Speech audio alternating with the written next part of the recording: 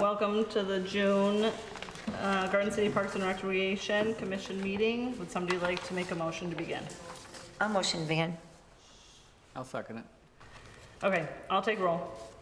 Kate Smith here, Sue McFadden, Present. Dennis Allison, Here. Demita Dubose, Present. John Jones, Dennis Kapelinski, Present. Jennifer McConnell, Robert Smith, Brendan MacArthur, Here. Zachary Witt, Here. and Kim O'Farrell, is that it? Okay. Present. Questions or comments regarding approval of the minutes? I have none. None. Okay, would somebody like to make a motion? I'll approve them. I'll support. Okay. Financial reports for the ice arena. Mike, do you just want to run through them quickly? Some of them, maybe? Pretty much, the rink has officially closed down. We did take the ice out for the summer. All these are the remaining amount of money from the ice rink for May. For revenue, I noticed paint the ice is on there, but was there an expense for that? The expense was actually on the last agenda. It was basically paintbrushes and for the paint. Oh, okay. I was just curious.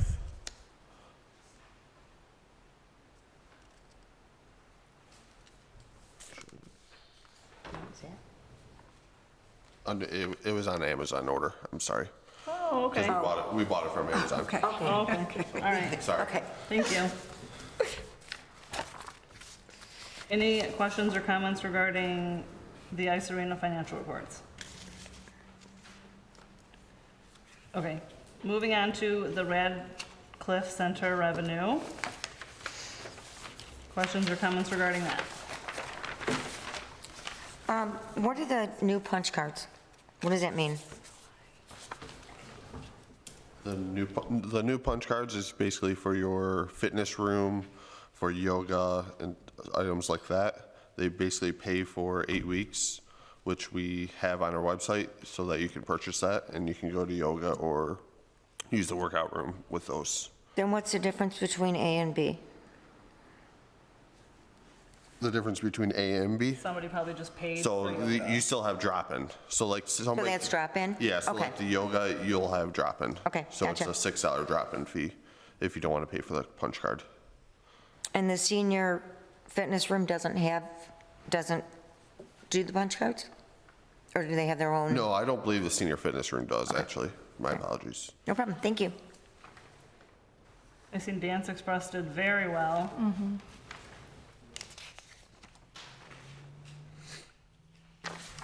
Okay, any questions or comments regarding that?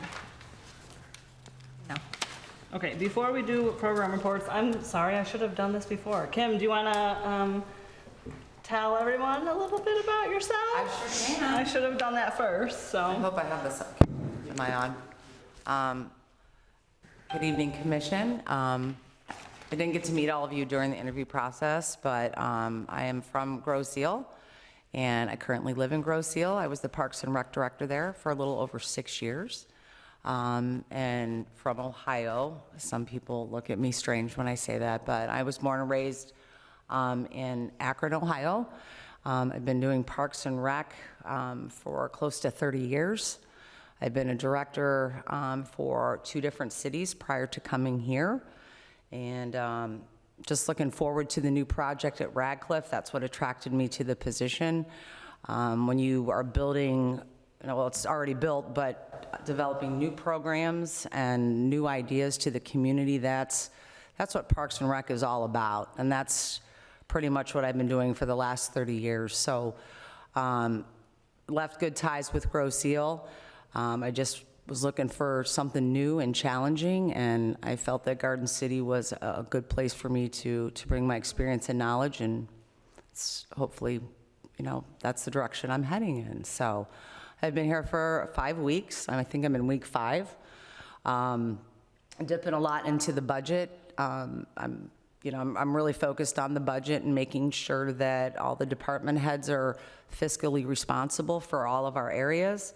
We are working together as a team. We meet once a week, and we are developing new programs for Radcliffe. In the middle of, a lot of the rooms are still being constructed and developed and those things. So those programming will come down the road when those rooms are done. But for right now, we have a lot of space at Radcliffe. Obviously, with the rink, he's doing his thing, booking ice and booking sponsors and all those types of things. I asked Mike to join me, and as he did take the lead for some time, and he'll probably join me for the next couple. So you're stuck with me until I get my feet wet. But again, my goal in the next 3 to 4 months is to bring the team together, develop new programs, and bring as much as we can to Garden City. That's the goal. That's what Parks and Rec is about. And that's pretty much what we're working on right now. So if you have any questions, I'm available anytime. I'm pretty transparent. I don't really have an agenda. I'm not from Garden City. I'm a worker. And, that's my goal, is to come here, do the job, and do the best that I can, and work with my team, and keep Parks and Rec in a positive outlook with the residents here. Well, welcome. Thank you. Yes, you're welcome. It's nice to see that we've got, trying to think of his name. I think Docs has got a really big Parks and Rec background, and with you coming in with another Parks, it's going to be nice to see how you guys collaborate and the different ideas that you guys can bring into our city from your past experiences, and what would work well and what didn't work well in your other communities that you've worked in. Correct. And a lot of the things that, I've done in other cities, my cities in Ohio were kind of the same size as here, the residents, how big is the population, those types of things. But the programming is based upon what the residents are really looking for. We will try everything that we can, whether it's Pilates, yoga, or, crafts and all those types of things. We're going to try everything that we can under the sun. Some programs you'll learn will be very successful and some will not. But having a new building that we're going to try everything, at least one time, if not twice. So, the other hardest part with Parks and Rec is to try to get that information out to our residents. Thankfully, we do have the program guide, the Rec Connect. Yeah, that one. Yeah, that's really nice. We just started that. That's really nice. Yes, and then obviously social media. We have our Facebook page. I'm not sure if we have Instagram yet.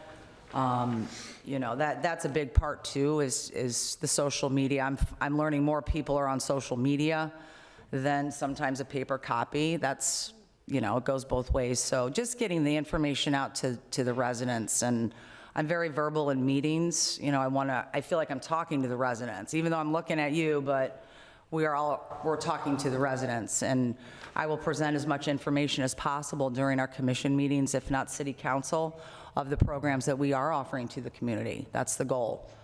Because, some people don't see this, and a lot of people do watch the meetings here. I started watching them prior to accepting the position, and the views are pretty high, which is good. We sometimes don't get a lot of attendance, but people are, we're still kind of stuck in COVID. We can sit at home and flick on the TV and see what we have to see. So, but that's the most important, is getting the information to the residents. So, Well, welcome. thank you. Okay, moving on to program reports. Any questions or comments regarding those? What's PNO? Parents Night Out. Oh, okay. And what's M&M? M&M is a senior group. And I'm not even sure of that yet. I know it is a senior group, but I don't know the definition of what it is yet, so Do you know what they do, not yet. Mike? We will get an answer for sure. Just curious. It's usually when we look, we kind of have a clue of what. So M&M's I don't. is Mature Modern Group. Oh, yeah. M&M's is a group that meets once a month, September through May. They play games, cards, and have potlucks and socialize. All right. Like the There you sound of go. that. What's G, Mike? G, the MDDSCC? D. CC, yeah. Oh, I don't know that acronym either. So that one is Metro Detroit Deaf Citizens, Senior Citizens. It's a group of deaf senior citizens who get together twice a month to have lunch and play card games called Mingo. They meet from 10 a.m. to 4 p.m. at Radcliffe. Are all of these programs in the rec book? I believe that they are. I believe so. Yeah. yes. Unless they're added after, which some of Sometimes Right, they, yeah. yeah, some Right. programs do get, if they don't make the book, then we'll put a flyer out on social media just to try to advertise, because our deadline for this, we're usually 4 months of Right. planning, print, and then things can change. So, but we, you know, like, we're working on the next book right now, trying to stay ahead of the game. As I've told the team, we want to try to get everything in the book that as accurate as possible without trying to make those changes. But it does happen. It's part of, you know, scheduling and all those types of things. So, but all of the information is in the Rec Connect. So, Thank you.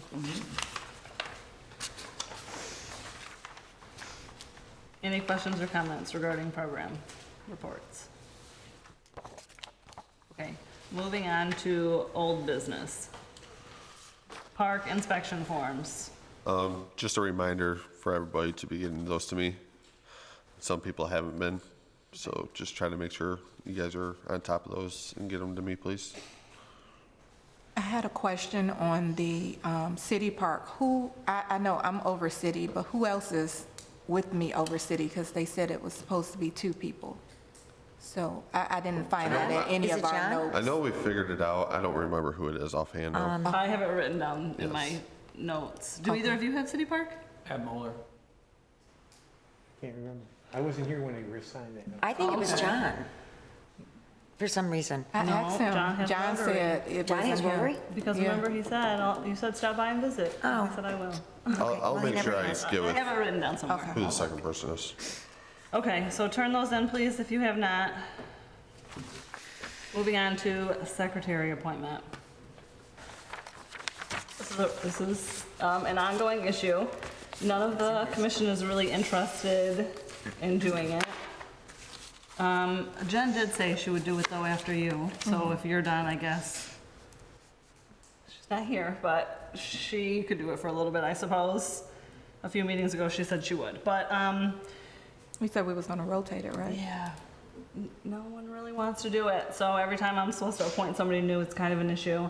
I know that other commissions and boards have just like a city employee type up their notes, so I don't know if this is an option we could maybe look at, or we can continue to rotate. is it possible that we do go that route? And again, I'm still learning the policies and procedures for the city. And obviously, everything's on camera, so is it possible to have one of our part-timers do the minutes by rewatching our meeting? Or do you prefer to have the meeting minutes taken at the meeting, is my question. I do not mind if I have no they preference. no. wanted to watch it back. Either way is fine? Either way, it's fine. Okay. Would the commission prefer that I ask a part-time person to do that for us for right now? Please. Okay, I will take care of that. I see the looks on everyone's faces. Literally, this is Okay. We have a lot of great part-time employees at Radcliffe, and we'll see who would like to step up to the plate and take care of that, so that would be very nice of I will them. get that taken care of. Master plan update, whenever you're ready. Okay. I had learned, I think, in the first week that I was here, that the Parks and Recreation Master Plan will expire in February 2024. It's coming up pretty quick.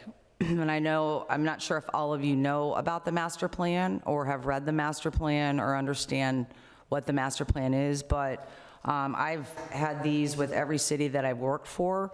It is a template, it's a guideline, and it's obviously a very large book. 99% of the time, an outside source is hired to prepare this. It's a lot of work. And right now, knowing and learning that this is due, I had reached out to the previous contractor, I believe it was McKenna, Yeah, I was gonna that say did the last master plan. I spoke with them, said I'm new. We've got to revise this document because it's due. So it's more, meaning it's done, but we need to do a revision so we are able to apply for those federal and state grants. It's very difficult to apply for grants without this. I don't with think you this- can you? You can, a lot of them you cannot. Right. So it's kind of one of those mandatory things that every rec department has to put together. And I think not only for the grants, but it's also good for the community, it's good for the departments to have a plan and a guide of capital improvements and what's changed and shifted in parks and recreation. A lot of cities that I've experienced have a city master plan as well, not only for Parks and Rec, but for every department on top of the government. So I'm taking to council on July 10th a proposal that I received. I started with McKenna, it made sense to me. You know, I know the rules of going out for bid, but with the timeline and the crunch that we have to put this together, it's normally a 1.5-year process to put a full master plan together. Now, we're faced with the revision, but I also have to go on the guidelines and the recommendations of the contractor, which is McKenna. Again, it made sense for me to reach out to them. They have the document. They've prepared the previous document. Now we need to go through the revision process. So that's what I'm going to be bringing to council on July 10th, the quote that I received from them. The revision is $17,500. I am going to try to work with them to bring that dollar amount down. The original, I think, price tag on the full master plan 5 years ago was close to $20,000 for a full plan. And now we're looking at a revision of $17,500. That kind of goes, you know, but we also have to remember in every business, the fees have gone up drastically, even with staffing and all these types of things. But I'm going to talk to them again to see if they can work with us. I feel that's a little high, and I will try to get that down a little bit more reasonable dollar amount before I come to council. It's on the council agenda for the 10th, and with that proposal, but I am going to reach out to them to see if we can get that down. But we have to do this.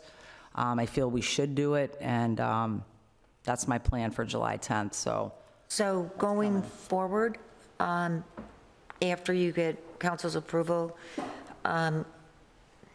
maybe we can sit down and, as a commission, and go through and see what we have finished and what we didn't quite get to that we still feel are important to the values of Garden City, so that we can still make those items, you know, a higher priority.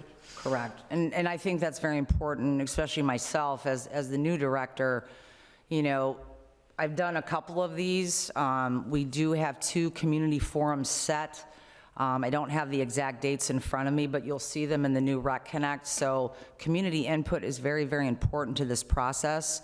We have set the dates. I think we have one in October and one in November as well, because the community input is very crucial for this document. It's not us making the master plan, it's what the community, our residents are looking for in our park system and also in Radcliffe and the rink as well.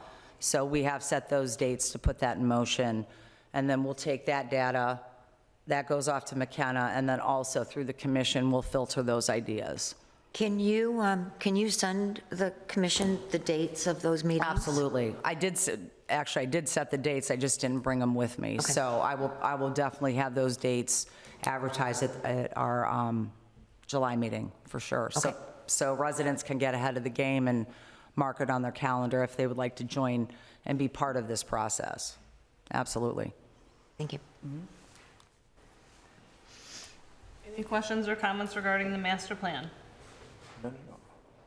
I'm happy to see this being worked on. I knew the deadline was coming up. Yep. Okay. Rotary Park Pavilion update. So for Rotary Park, the item did go out for bid. We did receive 3 bids, with the lowest bid being $18,000 for the siding, soffit, and all of the work done. That will also be on the July 10th to go in front of council for approval for that. Hey, what was ever decided about the cameras in Rotary? They're still looking into it, because we will have to get internet out there and all that. I think it's a good idea, just because I I live 5 houses from the park, and so at night I'm looking down there and I'm seeing some younger people walking on the picnic tables and throwing things around, and just, I don't know that they're vandalizing, but I just would prefer to have something to keep us safe if something was to happen, or someone was to drive across the field again, or those type of things.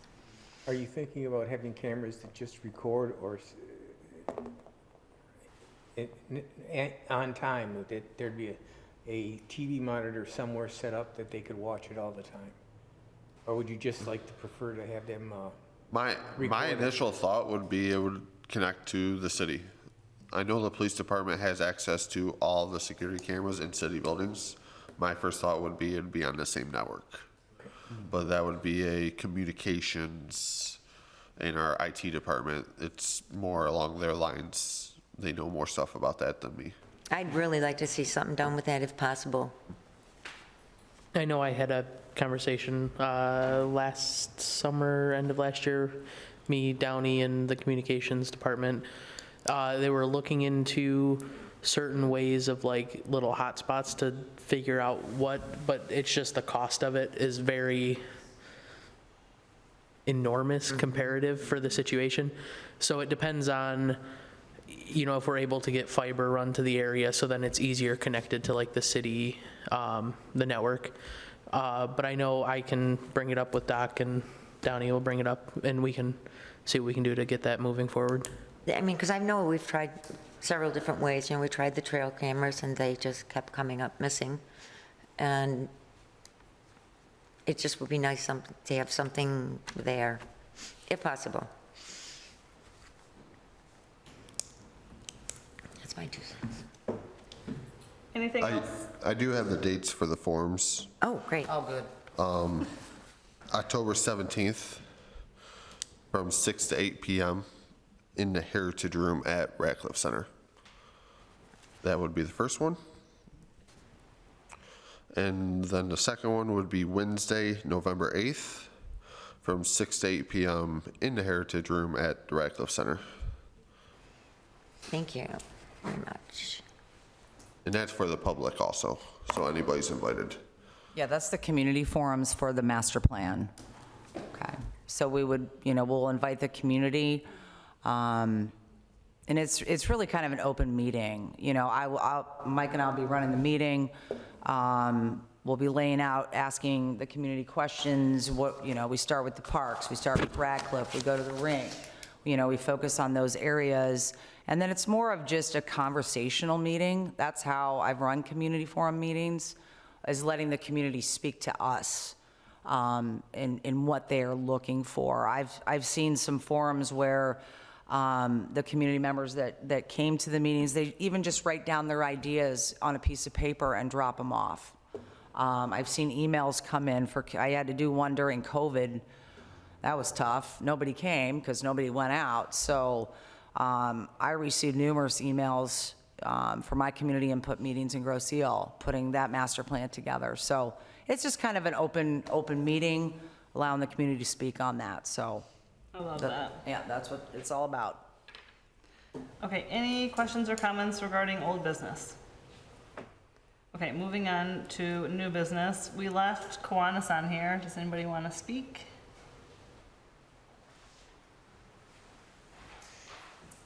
Hi, everybody. My name is Kim Dold. I am your Mayor Pro Tem, but I'm here tonight speaking to you as the Kiwanis President.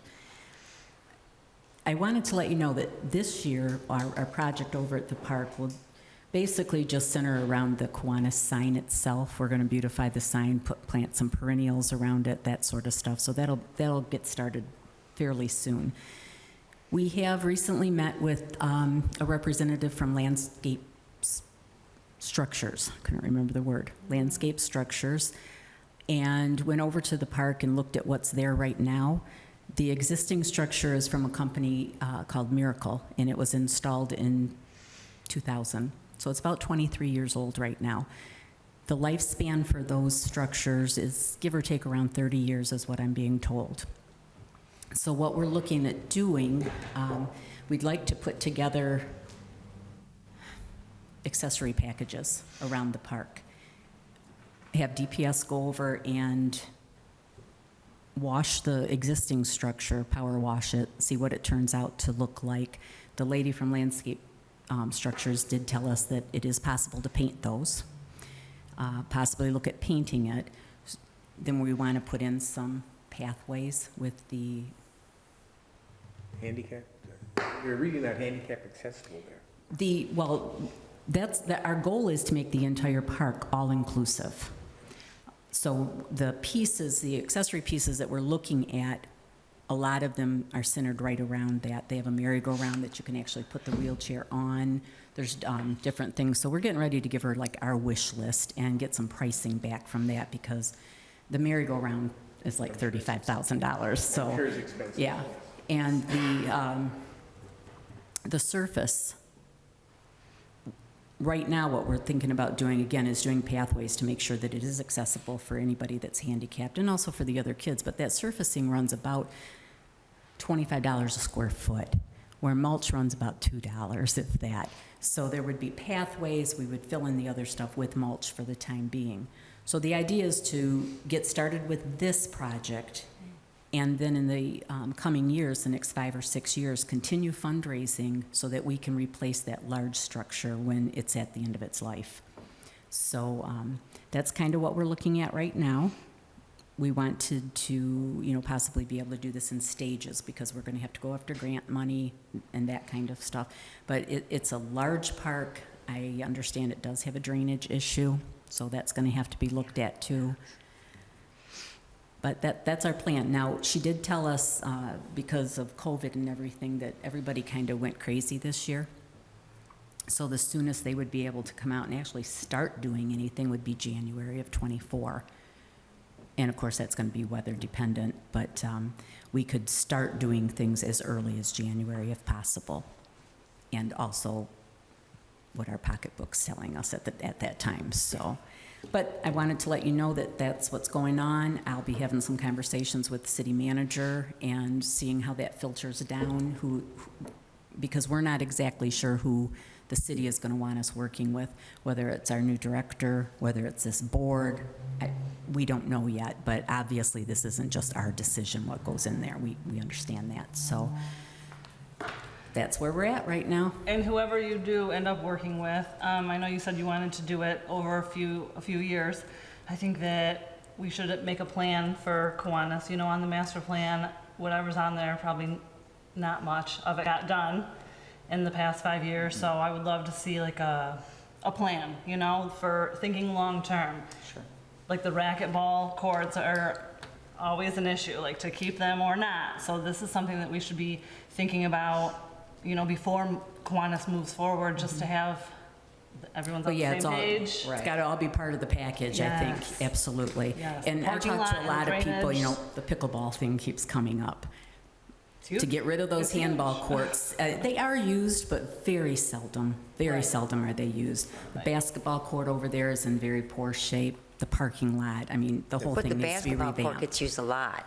At least from what I've seen. I do see people over there playing basketball, yeah. So, and of course, we're going to have to, at some point, look to DPS to see if we can put restrooms in over there, because as the park's being developed, obviously, they're going to need some restrooms, possibly some small pavilions. So again, in stages over the next several years, but we do want to get this first part of it done, hopefully by next summer, if at all possible, It's a long so. wait But list. you are correct, that it needs a lot of fill dirt in that park. There are a lot of little spots there. Yeah. Yeah, It's a large piece of land, though, and Yes, it and is. it's beautiful, all the trees and everything, so, that's where we're at with Kiwanis. We are moving forward with it. We had, COVID kind of put us on the back burner, but Yeah, but that's great to hear. Thanks, Kim. That's, Should we take you off new business for a while until I think you- so, yeah, I'll let you know notify when us? we have, like I said, she wanted us to kind of send her a wish list of different items we would like to see. They're gonna work with, they'll work with Hennessy, they work with Ray Parker over at Hennessy too, and come back with some drawings, some sketches, just some ideas, and then I can bring those back here and start really working toward this. Thank Okay, you for the update. yeah, that sounds great. all right, cool, thanks. Nice. October meeting date change from October 31st to October 24th. Oh, thanks. You're not gonna make us come on Halloween. We need to vote on that? Oh, That's gotta I have to be, vote on it? Yeah, yes. Be Yeah. conducted to change the Oh, date. okay. So All in favor of changing the meeting? Well, you need the motion. you need a motion and a second first. I'll make a motion And a to second, move, right? to move the October 31st, 2023 meeting, Parks and Rec meeting, to October 24th, 2023. second? Now I take the vote? Now you take the vote. Okay, all in favor? Aye. Opposed? Hearing none, the meeting is changed. Okay, department spotlight. Sean Hahn from the Family Resource Center.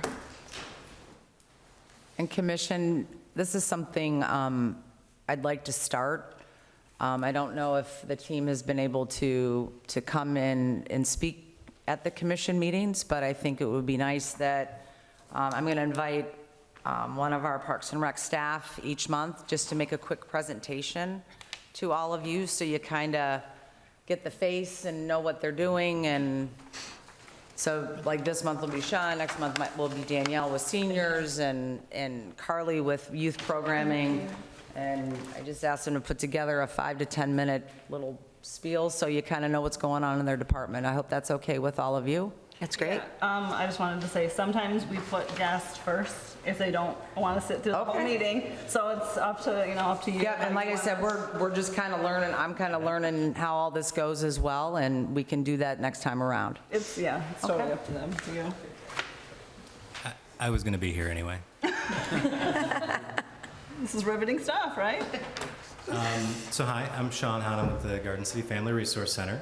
I brought some information about our history here with me because I know we've been the best kept secret of Garden City for many years.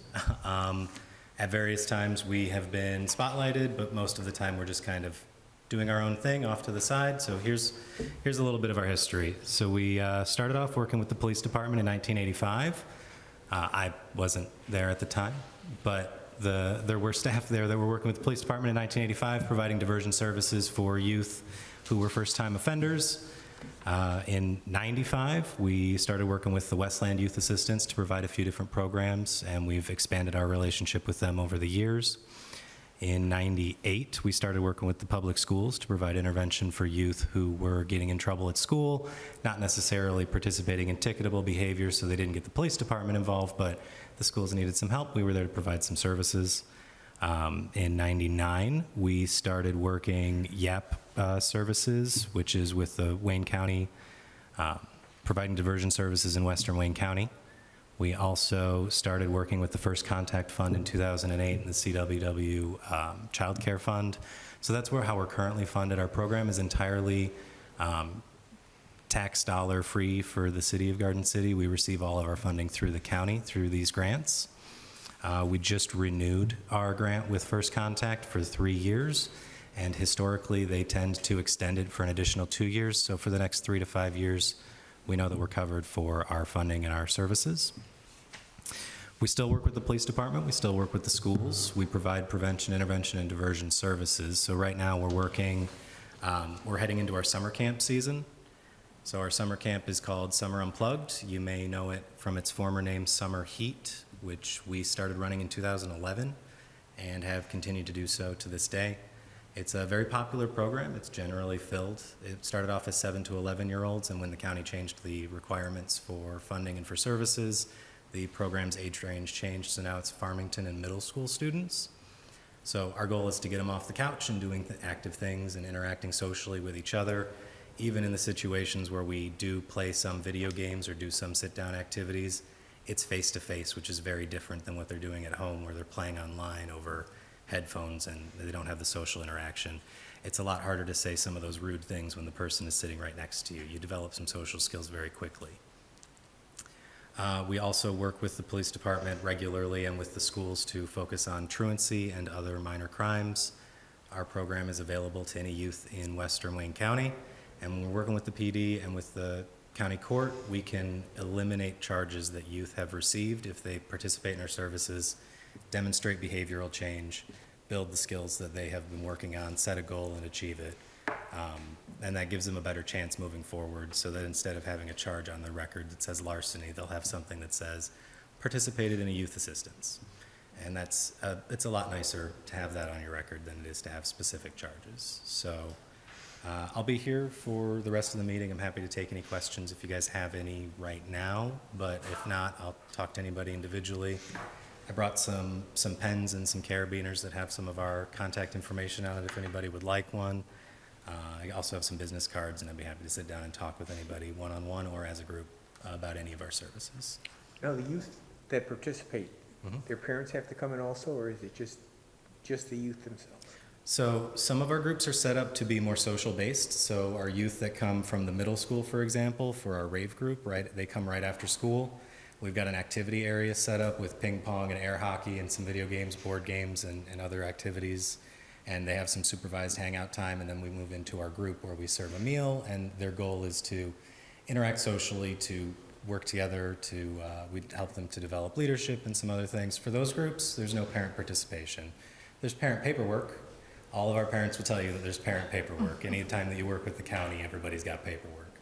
The programs for youth that are coming in for diversion services, if you've been through the court, or if you have a police ticket, or if the school's recommended you, those programs have a parent component to it, where I will run a parent group with the parents. The youth group will run concurrently, and we'll have them do some of the activities and lessons together and some separate. It just depends on what we're focusing on. But it's very important to have parent participation in those types of activities, because when the youth comes home and says, hey, I was working on this goal sheet and this is what I'm supposed to do, can you help me finish it? They need to be speaking the same language. So having the parents come into the group and giving them the skills and tools to help their youth forward is very beneficial. So can any child sign up for a rave, or do they have to be referred? So anybody can sign up for rave, for Summer Unplugged, for any of those groups. There's age requirements. So for rave, rave just ended for the year. The age requirements are probably shifting next year. But if you're within the age bracket and you live in Western Wayne County, you're eligible. If you come in and you have a meeting with us, what we do is we schedule a 1-hour meeting with anybody who's coming in for programming. We go over what we plan to do. We try to get to know the family a little bit. We try to talk to the youth, make sure that they're comfortable coming, show them the room, show them the area that they're going to be in, and go over, like, these are the services that we offer that you're eligible for, and these are the things that we think would be most beneficial based on our conversation, and we do a little back and forth to figure out what is the best sign-up opportunity. But yeah, you don't have to be referred. Parents refer their students all of the time. The majority of our youth are actually voluntary. Parents have decided to sign them up. The police tickets and the court referrals make up a little less than half. That's great, being right across from the junior high. It's perfect. You know? We've got a really good relationship with the junior high too. There was a period of time pre-COVID where I was running a game room for the youth during lunchtime over at the middle school. So we partner with all kinds of activities during lunchtime. the assistant principal, if they had youth that were doing an excellent job during lunch or had done something special that day, they'd send them over as a reward to play board games in the game room. And I was running that voluntarily because they didn't have anybody to do it, and we were able to make that happen for them. That's awesome. Yeah, I agree. Any questions or comments for Sean? Okay, And great. all of his programs are in the back of the Rec Connect as well. So, and you are full on the camp, am I correct? Yep, Summer Unplugged is full for this year. Yeah, so that's a positive, but negative for those that want to come in. So I've learned about what Sean does, and I just think it's great that we have this resource in this community. A lot of communities don't have that access, so, and it's just good to know what we're all doing over at Radcliffe. So he was the first one to kick it off, and then I don't remember who's next, but I don't remember. So, but I hope you're okay with that if we add that going forward, just to meet the staff and get, it's nice to have them come up and present what they're working on. I hope you're okay with that. Oh, yeah, absolutely. It's good for the public too, to learn about our different departments and. I think it's good for us, Well, too. thank you for having me. Thank you very much. Oops.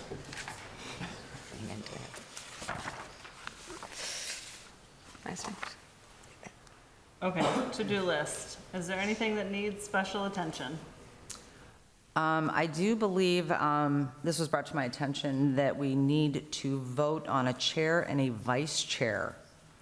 That needs to be updated. Am I correct on that? Okay, I believe, and again, I haven't looked at all the, I followed Robert's rule and Grosse Seal, which is, it's pretty much similar to, city council and all of that, but each year it needs to be voted on who will be the chair and the vice chair. And I believe we would like to add that to the next agenda, just to make it official. So we will add that to the July agenda, just to give all of you a heads up, and hopefully everyone still wants to keep doing what they're doing. If we do switch, is it just like say Sue wants to do it? Right, Say, so- "Oh, we'll do this. Yeah, we would make, and again, Mike, you may have been here longer, obviously been here longer than me, but it would be a nomination.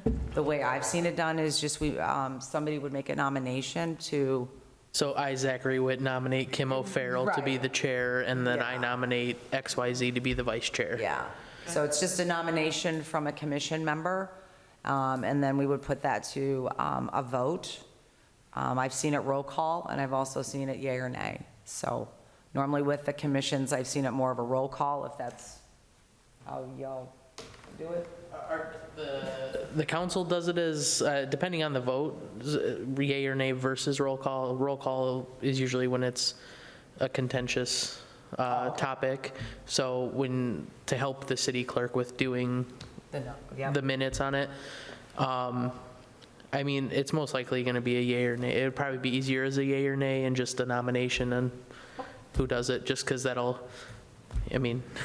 long as somebody gets nominated and that person wants to do it, yeah. Right.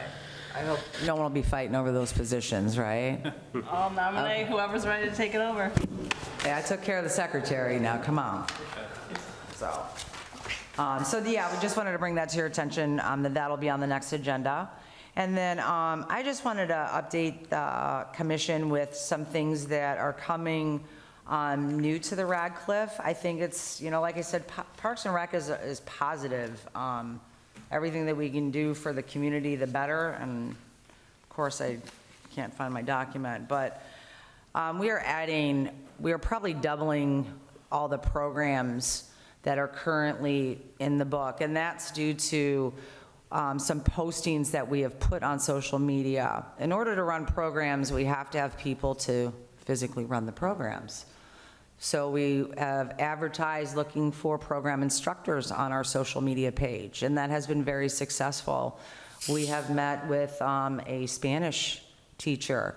We are meeting tomorrow with a cooking instructor. As we know, the cooking kitchen is coming down the pipeline. Again, that's the main goal right now is to get people hired in to run these programs. And again, every city is facing hiring challenges across the board. A lot of cities are, people still aren't back to work. So that is a big challenge for Parks and Rec, and I'm sure probably within the city. I don't want to speak for them, but I just want to say tonight, if you know anybody with a special skill or a certification, we would be very interested to hear what they could bring to Radcliffe. Sky's the limit. We have a crocheting class. Those are the types of classes that, we see in Radcliffe. We don't, we do offer the yoga and some of the other fitness classes. We are trying to bump up some of those fitness classes. Those fitness instructors are hard to find. So I'm just kind of throwing that out there tonight. If you guys know anybody, if the community members know anybody that's interested in bringing a program, that's what we're looking for right now, to bring as many programs we can to the community. We have a lot more special events. We are doing youth dances in the fall. We found a DJ through that communication. We have family bingo nights coming. We have family movie nights coming. The movies in the park have been super successful. I think we had over 100. 125. And the weather held out for us, which was great. So we can obviously bring those types of events into Radcliffe as well. So the sky's the limit. We just need some help with some people with some skill. I could not teach an art class, not my thing. But even the staff has pitched in. Megan has a great skill in art, and she is teaching classes. Carly is very good with the youth and running a summer camp right now that's very successful. We want to get those numbers up. Right now, we're a half-a-day camp. Next year, we're going full day. And we will get licensed with the state of Michigan, and that will be a huge asset to our residents, our working families that need, help with the kids, because some of the daycares are not affordable. We hope to bring that full day camp to the residents here as well. And that will help with that. But there's a lot coming down the pipeline, and I could babble all night. I have had too much coffee. But just some of the things that I'm excited about, and I hope we can deliver to the community. Actually, I feel pretty confident with the team that I have, we can get things done. So that's just a little update from myself. And then I did kind of want to brief the commission on a situation from last night at council, and I'm not sure if you wanted to bring it up, but if you're okay. And I'm kind of new to the Meals on Wheels. I know that's kind of a contentious topic right now. It's kind of a hot topic. I don't view it as a hot topic. I view it as how can we work with both sides and try to solve these issues. That's kind of how my brain works. I don't, say, oh, he said, she said, or this is better than that. But I just wanted to bring some information to the commission. I'm not sure if you're familiar with what the Meals on Wheels program is and how it works. But the Meals on Wheels is a Wayne County program. Every city that I've worked with Meals on Wheels, so I'm very familiar with it. I actually drove and delivered meals. I think from last night's council meeting, there was a group of volunteers that were here and present and vocal, and I do understand where they're coming from. Are you familiar with what took place at council last night? No. Okay. So basically, and you guys can correct me if I'm wrong. I know, I'm kind of just speaking, coming new to the department, but when I believe they're being transferred to the church. So any change, meaning you've been in a location for several years, and now they're being, they're being relocated. That makes anybody crazy, especially when you're moving in your home. So the volunteers were upset about the relocation of the Meals on Wheels program. And so the facts that I have learned as I've talked to staff, I've talked to the city manager, and some other people that were involved. Basically, in a nutshell, the Meals on Wheels program is through Wayne County. It's technically not the responsibility of the city, and I've known this just from my other cities that I work with, to actually relocate them. There are several cities that I know that have actually shut facilities down due to whatever it may be, and it's up to Wayne County to actually relocate them. So when I found out that some team members, including our city manager, made every attempt to try to find them a new home, I said, wow, that's nice, that's cool. Because I have, in my experience, seen these programs shut down without any assistance from the city. It's like, see you later, goodbye, we're not helping you. So I found that to be a positive in making the attempt to move them to the church. I do know that there are about 80 meals prepared at the location. They were originally at Maplewood, and again, moving to the church. The total residents that are fed are 50 with Garden City and 31 with Westland. So the Garden City location does assist the Westland residents as well. Just information so you have. I've also been in contact with Maisha Hayden. She is the department manager for the senior services of Wayne County. She is the one that actually oversees the team of volunteers, that was here. And I have met with her, and she has seen the new space as well at the church. And she said it is a great space. I'm only talking to the manager.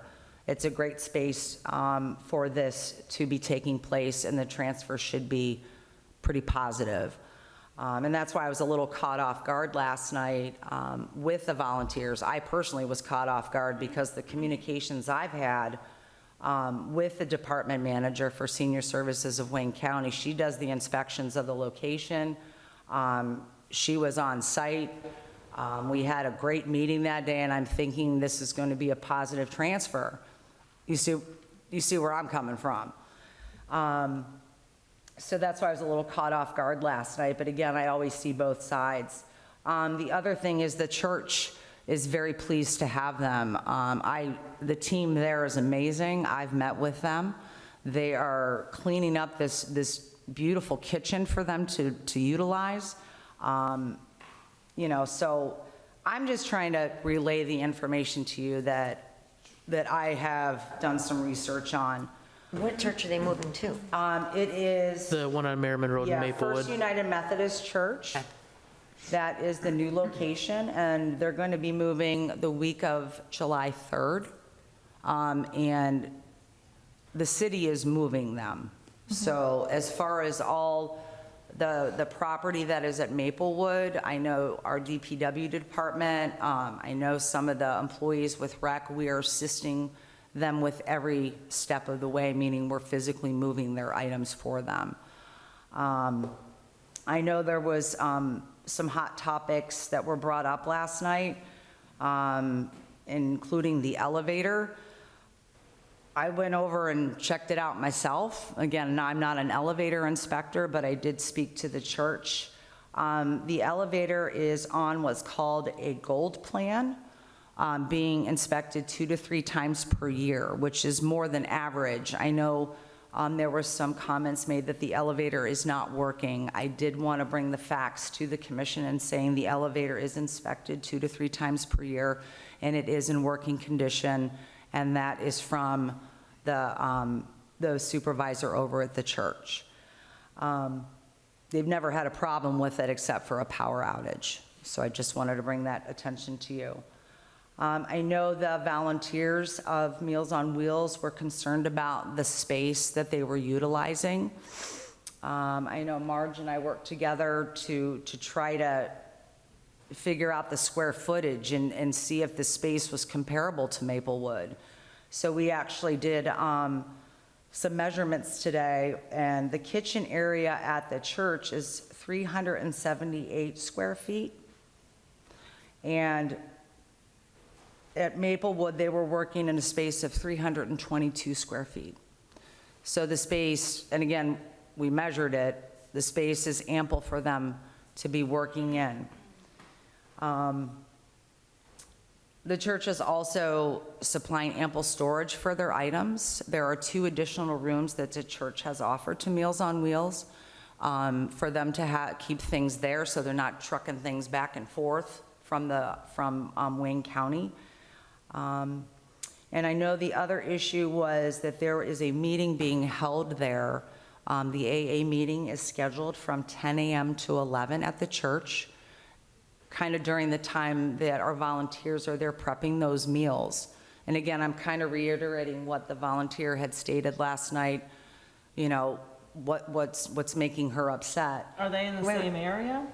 So the way the church is set up, I wish I could draw a picture. There's a full kitchen, and you're more than welcome to go visit the site. I think that's the best thing for people to understand. Like, I had to go look at it myself to kind of process in my head, because I couldn't figure out, you know, here's this great thing, we didn't throw you out, we're moving you to a great spot, and everything's working, and I'm not understanding. So that's why I went to go check it out myself. So it's basically a big meeting room, and that's where the AA is meeting, and they've been there for several years. So it's a problem that AA is going to be there at the same time? Well, I think the problem that was stated last night by the volunteer was that they're not able to talk, they're not able to communicate with each other during the time of the meeting. So inside the kitchen, which is that 378 square feet, there's a drop-down kind of window that leads to the kitchen that kind of separates the kitchen from the meeting room, I guess you could say. So if they're working in that area packing the meals, and again, it's only for an hour, that they were asked, you know, low voices, they were never told to be, you know, completely silent. They're able to talk and communicate with each other, and I volunteered, and yes, it is fun. I will agree with the volunteer. That's kind of their fun time. So they are able to communicate completely the time that. That divider, right? Yeah, and they have that divider. So between 10 and 11, there is about 15 steps that they leave the kitchen to get to the elevator to move those meals upstairs.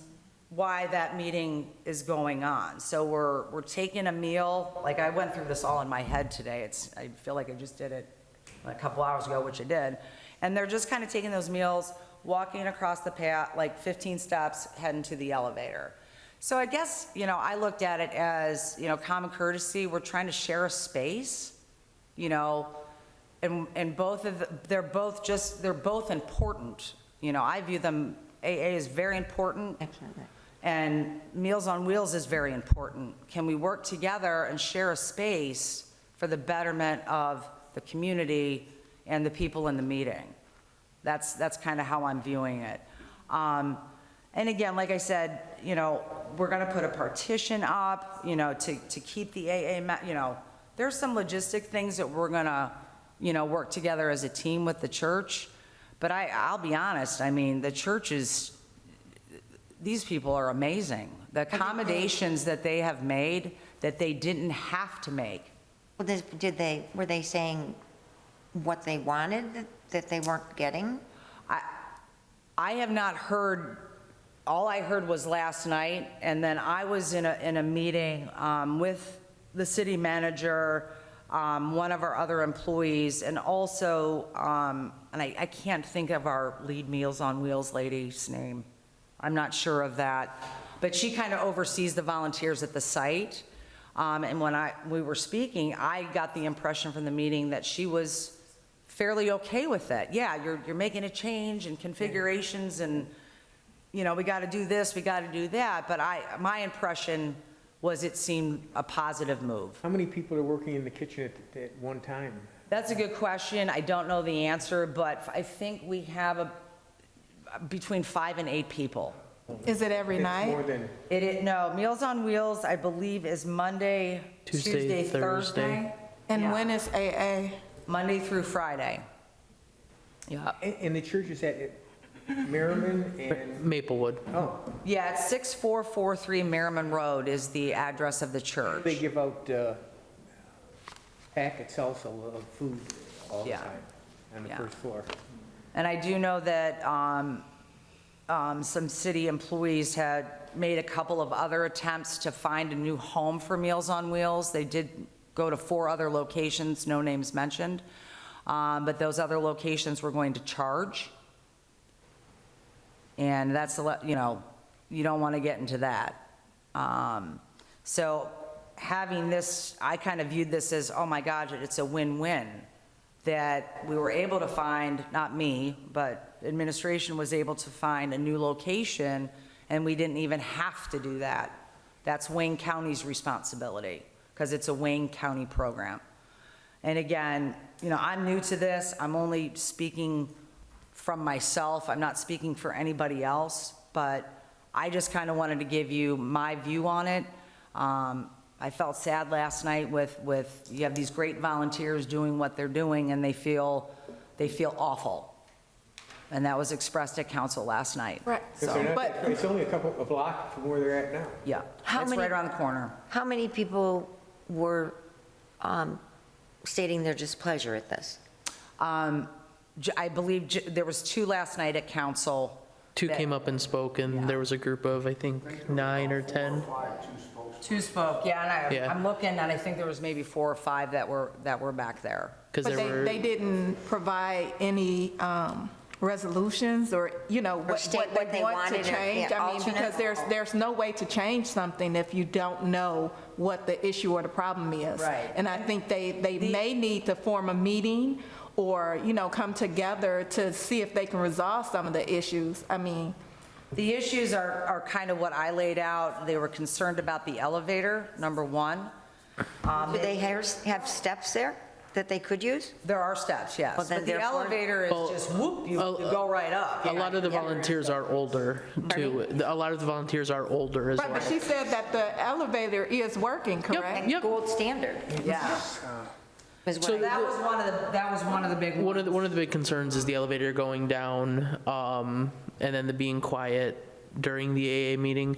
I don't know, I think they said they're there from 10 to 1, and AA's there from 10 to 11, so I'm not I think if 100% those are the sure. worst things that can happen to them versus being booted out or having to be Right. paid.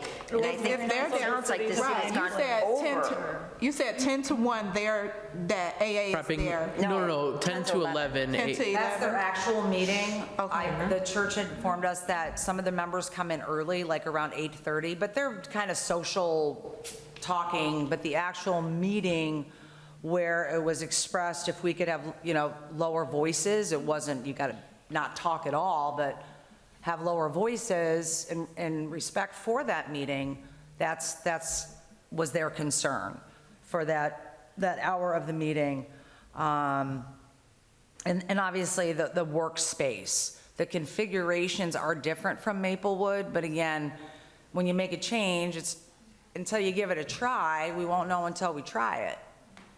Difference between a church, Pardon me?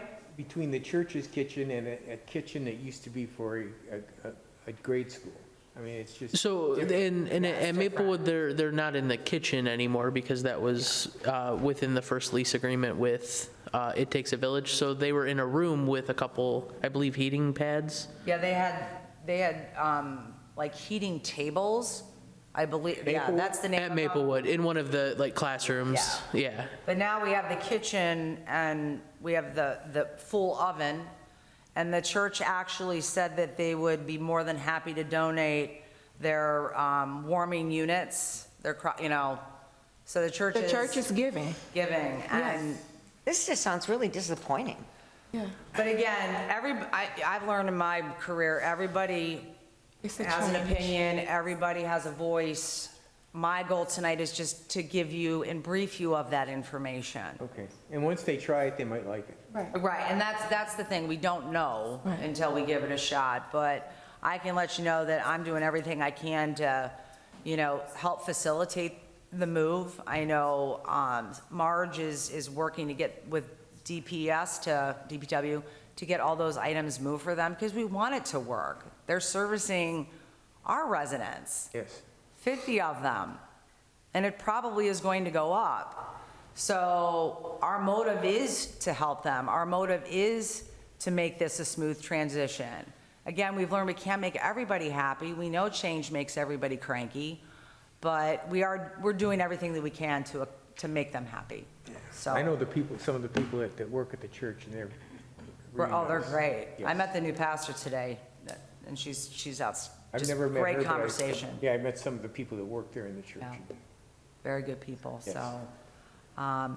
And just to reiterate on senior services, how important they are to the community. You know, we've relocated the food pantry into Radcliffe. I know that was a big program with the city. We have the veteran services at Radcliffe.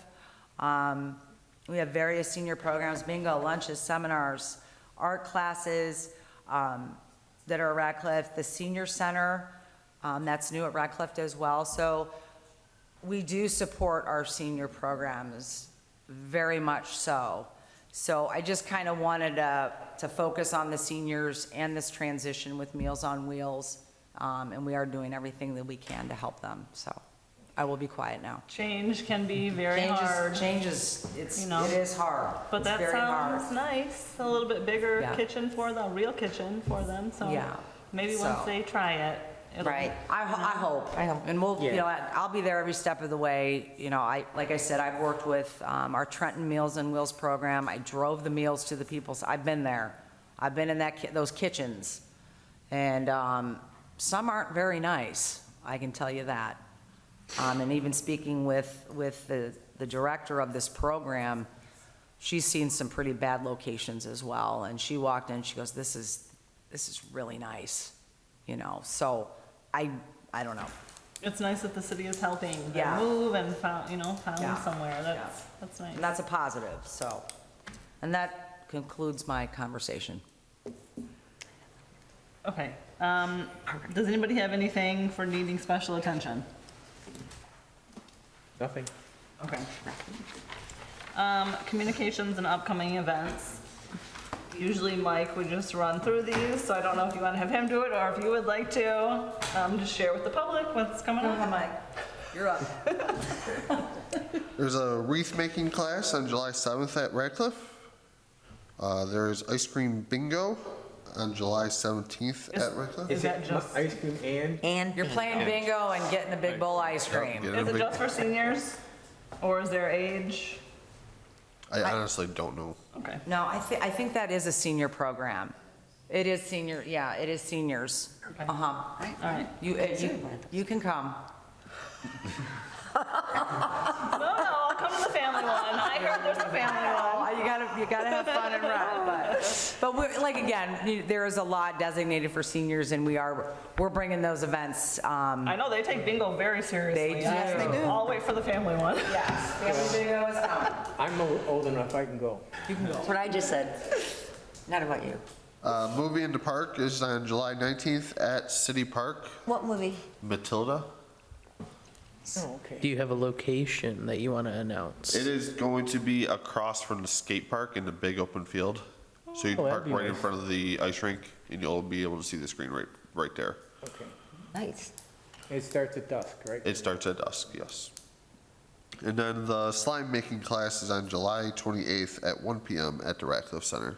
So does Radcliffe, is it open to purchase rooms now? Because I see the wreath making class and slime, and I know before it was a few. It was So like- I do For a believe, room rental? Yes. Yeah, that's gonna be in our new book. Okay. Yeah, and I'm not sure if it's in this one, but we do have room rental prices. It is very limited, I'll tell you, because we are filling the rooms with as many programs as possible. Okay. But obviously, those rates are gonna be in the next book. I think there's two rooms that are being used for a lot of the like card classes and Yeah. card games and stuff like that. And are those the rooms that are going to be the ones available for We rent? have the gym that's available for rent, and I think there's two, and I can't remember what hallway, I'm still running laps around there. Is it 600? Yeah, and there's two possible rooms to rent in the 600 hallway. On Civic Rec, it's listed like the ice arena prices to rent, but nothing for Redcliffe. So maybe when the Okay. brochure comes out, if you could add it on Civic Rec Absolutely. too, please. Yeah, and I think it's not there because we're still Yeah. figuring things out, so. I think it has to be updated on the actual like fee schedule with council and council's approval. Okay. Because last time, and Kim might be able to speak on it, but we got fees for like some of the programming to the council meeting. Okay. So it's the actual like fee schedule in our charter. Okay. that would have to be updated. So as the ideas get in place, then it would be brought to probably Doc's attention, and he would bring it up in front of council. Okay. All right, we can do that. Okay, open discussion, anything from the public? How's everybody today? John Murray, Lather Street. First thing I want to do is instigate a little bit, trying to generate some money for our children. Last year, there was a motion of $140,000 for a party bus. I would say $60,000 had to be used for operations. In the fact that we did not have a director, there was a savings at least $50,000. So I'd like this committee to petition council and ask for $250,000. And the reason we want to have that is we need to finish up Helen Park. We also have a lot of controversies over there in Florence, to where my biggest concern is you have these trees growing in the fence line. They have to get removed or we're going to be buying a new fence. Some of them are on the residents' property, though. Pardon? A lot of those trees are on residents' property.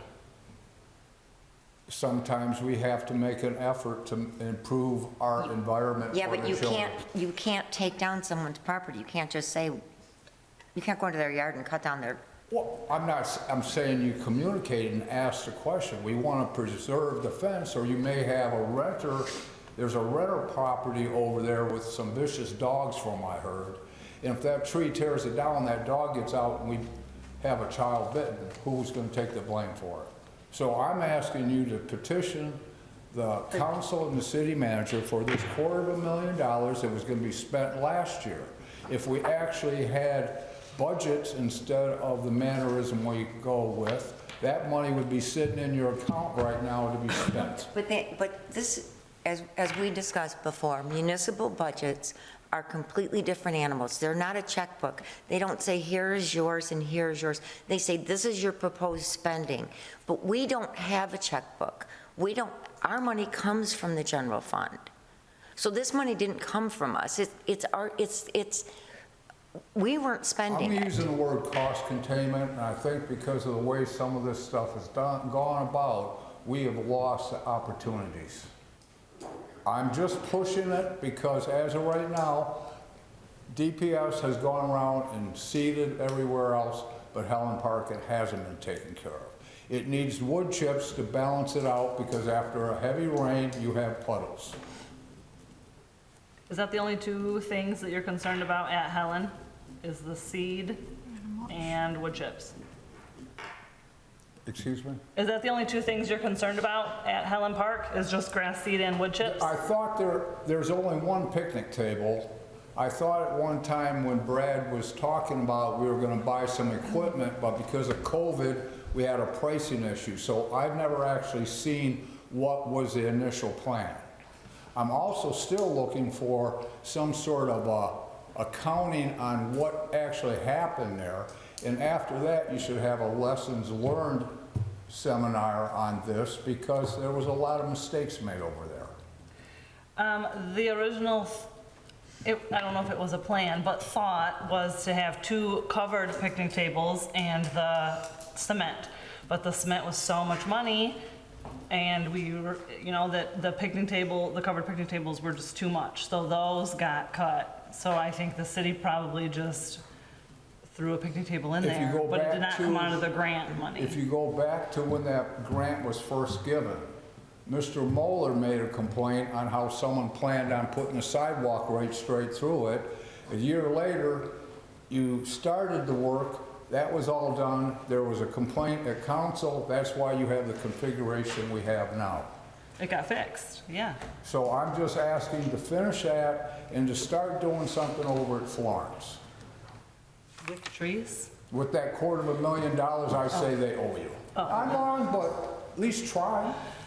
I mean, it's for the kids. At least you Yeah. understand, all right, at least you understand that. That's good. I mean, okay. I'm sort of tenacious if you haven't caught on. DPW does go and cut the trees ever so often, but as far as taking them down, I don't know if you can, it's not city property. So, I'll be straight out with you. Probably shouldn't say this publicly, but 2 years ago, I cleaned up, I have a double lot. I cleaned up the whole thing. All the trees that are on the rental property behind me is going back up into the power lines. So what do we do with that? I'm saying let's be proactive, let's show an example. Also, Ms. O'Farrell, I have a 5-year plan from another community that was passed last year. What And- city? What? What community, what city?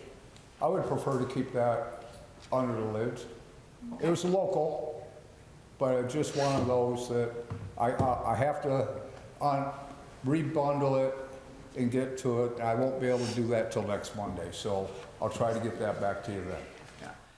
And every city, 99% of the cities do put their master plan on their website. So, yeah, it'd be more, Well, I had to, printed out copy. I didn't know if they put it on the website. I don't know. yeah, 99% of the cities do that, so for future. I'm But if you want to bring it, that'd be great. And also, the issue with Meals on Wheels, from what I've seen, is because of all this moving around they couldn't go to Radcliffe because the logistics just wasn't practical. So they were hoping to stay at Radcliffe, and then all of a sudden all that happened. And what I've been told myself is they didn't feel comfortable there because of the quietness that was being mandated and the inconsistency of the elevator. Right. And I will get permission from somebody, and I'll share that person's phone number. Again, those were the things that were expressed at council last night. So, and you were here at council as well. Yeah, I mean, it was Albert's on the Alley and the library which dragged me into your guys' life. any other open discussion? I have a question. The Kiwanis Club, we do our pig race every year. It's our largest fundraiser. We've been using St. Thomas the Apostle, the gymnasium over there, but we are looking at the possibility of renting Radcliffe. However, I'm wondering if you're looking into getting a liquor license. For Radcliffe? Pardon me? That's a for Radcliffe, and then For interesting. Radcliffe, yes. Yeah, Can I- a city facility, can a city get a liquor license, or do they have to? Well, do- yeah, just like at City Park, if you pay extra, you can bring alcohol in. I believe it's Per event? well, you can do it per event, like the gambling licenses Yeah, for fundraisers. It's not really, Radcliffe would have its own liquor license. Yeah, no, it'd be- It's along the line of City Park. Is Yeah. that something, do you know yet? We were told that it was a possibility. Well, in my past experiences, it wouldn't be the city's liquor license, it would be the person that's renting the space would have to obtain host liquor liability insurance. Well, right, and we do that with St. Thomas currently. Yeah. We just need to know if Don't worry, Radcliffe will able to allow do it. at Radcliffe, and I'll have a discussion with the city manager about that. I do not have that answer. Okay. So, That would be awesome. if that Wouldn't works it? out, yeah. A lot more have- room Big over building, there. yeah. Lot more room. And to have air conditioning. Because St. Thomas is rough. It's hot in there when doing that event with so many people. Yeah, it's a little crowded, that's why we need a larger space. Yeah. has council talked about that before in the past, or no? Has that been brought to council? No. No? Okay. I know I had a personal conversation at one of the events, me and Kim had talked about it, with all of the updates coming to Radcliffe, to see what we could do to bring it as a possibility. Yeah, the gymnasium's much larger than the one we use at St. Thomas currently, And so the newer one will be even bigger. we didn't want to wait for the newer one. We were hoping for Oh, next true. year. My other question is, the bathrooms at City Park.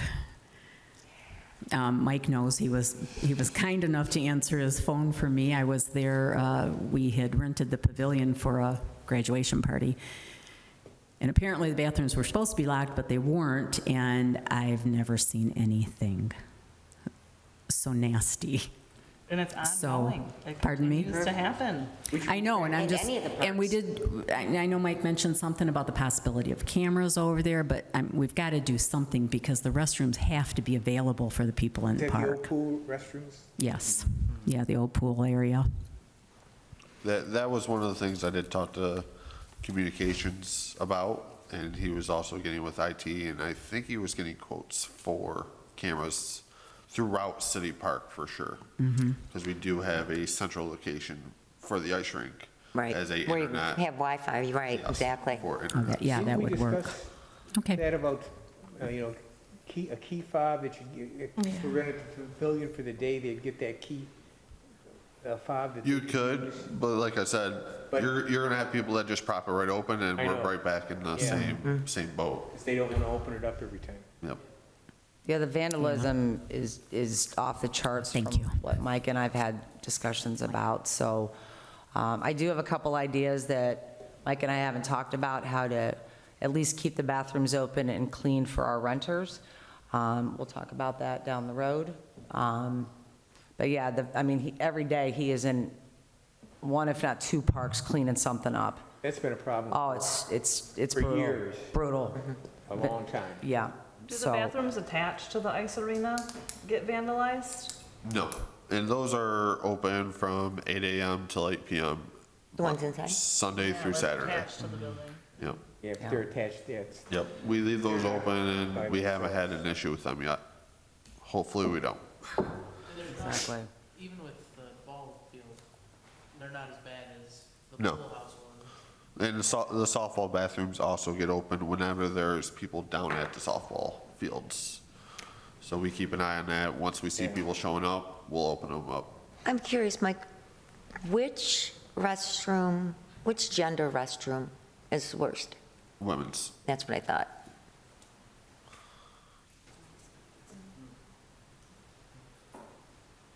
So we'll tackle that. Please? Anything else from the general public? No? Okay, open discussion? I got nothing. nothing. I have something. I know we were talking about the issue with Meals on Wheels, but I also just want to bring up that we have heard their side, and we need to be, compassionate to the AA and the NA members also, because they're going through life experiences where they're trying to better their lives also. So I just want to make a point that we need to get their version. Maybe they feel that they're loud, and they're trying to get through something that's very difficult for them also. So that's what I have to say. That's it. Okay. Welcome, Kim. Thank you. I'm happy you're here, excited to see where Parks and Recs can go. Thank you. I would like to reiterate everything Demuta said. I do agree. I don't even know, they haven't even moved in there yet. So my hope is that they'll just give it a try before you complain about what people are asking you. And, AA, NA, Al-Anon, none of those meetings are quiet. People are sitting at tables talking to each other, and they're talking in the same tone that we're talking here. They're not saying, they're saying don't scream and run and make a lot of noise, because some of those people are extremely fragile in the states in which the things that they're dealing with. It's their lives they're talking about. For an hour of compassion, you would just think that would be kind of a no-brainer, considering everything that the city has done to try and help them locate another place to live, so to speak. And I also would like to welcome you. I'm excited. I agree with the 5-year plan, absolutely. I don't think there's any world in which that you shouldn't have an active 5-year plan, because all you're doing is taking money out of your own pocket. And happy 4th, everyone. Same to you, Sue. I just want to say welcome, Kim, and Thank you. that's it. Thank you. I have nothing. Happy 4th, and thank you for allowing me to work with all of you. I did speak a little bit on it beforehand. Downey did bring up, and I had spoke with Doc about the DNR grant. I still haven't gotten an email back yet. I am going to work with Doc, continuing the next few days to make sure we keep badgering them to get some answers, so we don't miss out on the deadline on that grant. I would love a little report about where are we in the And I'll see, process right now. I'll see what we can do if they have a good plan in place, if the November date is when the structure has to be completed, and if it is, if we could get an extension on it due to the COVID circumstances that happened and them not giving any of that money out. It needs to be filed soon. Good point. So I will bring that up. I'll have a conversation with Doc tomorrow to bring that up. Movies in the park, City Park as well. Mike from King Cone is donating more ice cream as well, so bring your kids out, get some free ice cream. I will most likely be there passing it out again, helping out. And you guys all have my email if you need it. Just shoot questions to me if you have something that I can bring up to Doc's attention before any meeting to get an answer to you at the meeting. I had one more thing. With the 5-year plan, the master plan, do you think we might be able to set up a monitored email box for residents that aren't able to come to maybe the open meetings, so suggestions can still be sent in, or even a suggestion box in the outside the Heritage Room or by the offices? That'd be great. I To mean, have their suggestions. Am I on? I would normally offer up my email, but if you want to do a separate one, that'd be fine too. Just so it's, we have a couple employees that could have access to it, just in Absolutely. case if there's any situation. And that would be, Zach, correct? Yeah, we can get that taken Yeah, care of. I would definitely appreciate that, so we Yeah. can, assist maybe some homebound residents who aren't able to make it out, or people who are out of town, just at, those meeting dates. Yep, absolutely. Can I say one more thing? Of course. One of the things I forgot to mention earlier is we've been talking previously about getting somebody on staff that is a grant writer. That's just kind of an FYI for you, because it's something that, we don't know how to write them. So it would be nice if we could get somebody on staff to either get trained, or somebody that you hire in that has that, specific skill in the future. Okay. Just FYI. Yeah, and that's a big job. Yeah, it is. It really is. It is. And trying to find the person that can do. I've done a couple, but again, it's hard to you got to focus on that. It's got to be your main priority. So yeah, I will try to bring you a solution to that down the road.